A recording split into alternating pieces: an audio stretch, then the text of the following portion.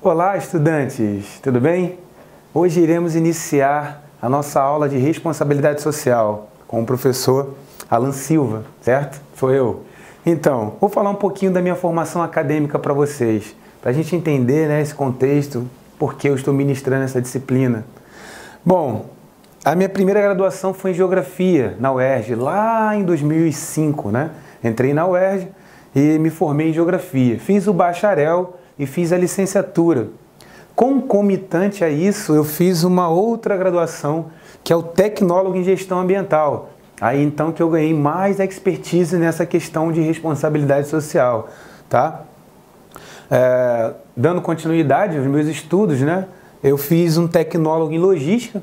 Na verdade, isso foi depois até do mestrado. Eu fiz o mestrado em engenharia de transporte na UFRJ. E a partir desse mestrado eu comecei a atuar na área de logística como docente e achei necessário realizar uma graduação na área de logística para poder ter esse embasamento, né? Bom, isso então estou agora na minha quarta graduação, estou fazendo graduação em administração. Isso também foi uma necessidade, né? Mas, professor, por que você está fazendo tantas graduações assim?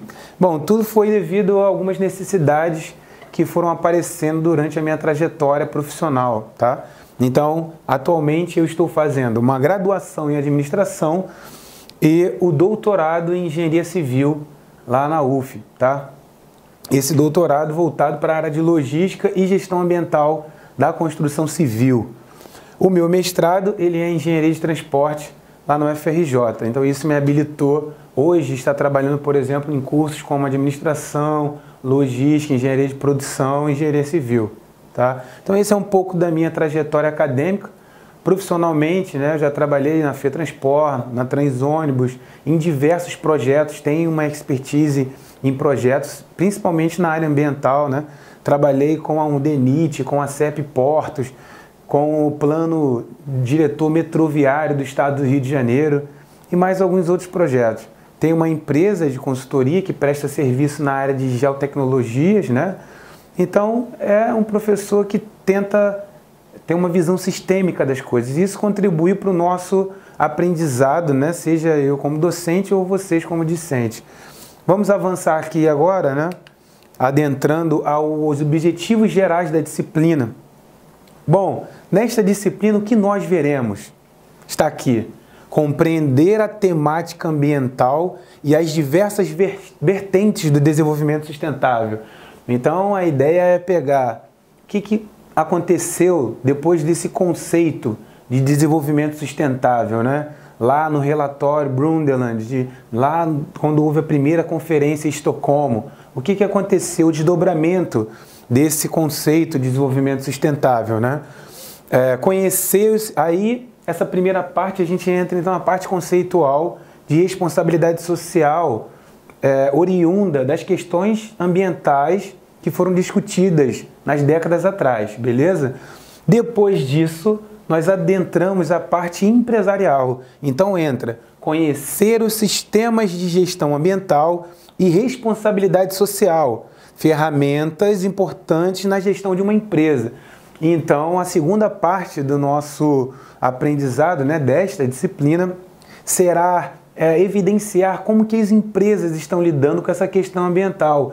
Claro, veremos que existe uma questão de empresas proativas que buscam melhorar a questão ambiental, mas também tem leis, né, como a Lei de Política Nacional de Resíduo Sólido, que obriga as empresas, por exemplo, a desenvolver a logística reversa de seus resíduos.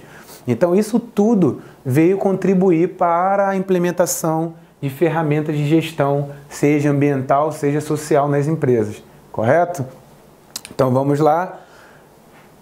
Além, né, desse objetivo geral aqui que foi apresentado, o que nós iremos ver, né, paulatinamente até o final do semestre dentro da disciplina. Então, aqui eu tenho todos os tópicos, né, do nosso conteúdo.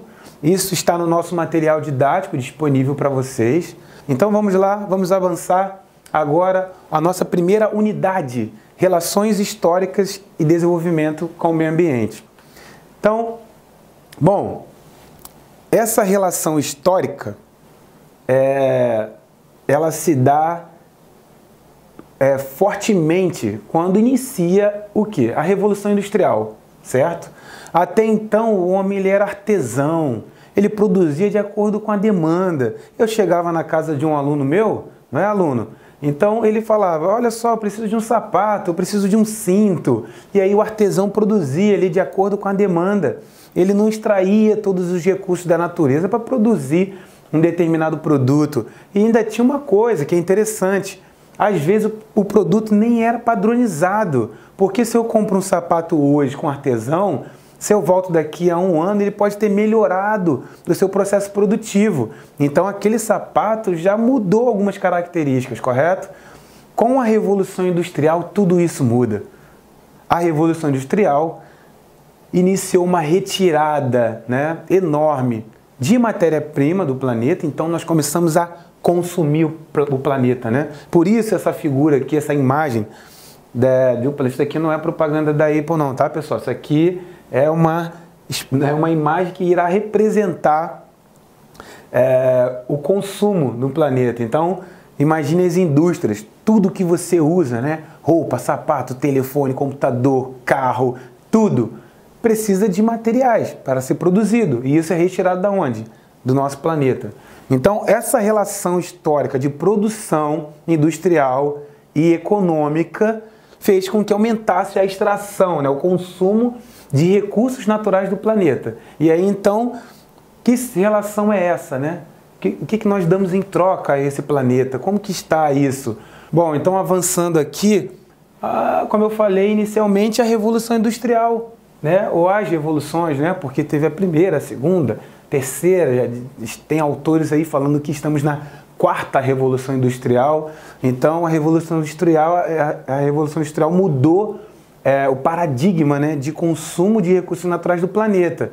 Então, foi um ponto ali que trouxe um problema ambiental para a gente, e hoje nós estamos tentando solucionar essa questão que foi inicialmente produzida pela Revolução Industrial, tá? A urbanização, lembra, eu cheguei a falar disso rapidinho, mas a urbanização, ela aconteceu devido à Revolução Industrial.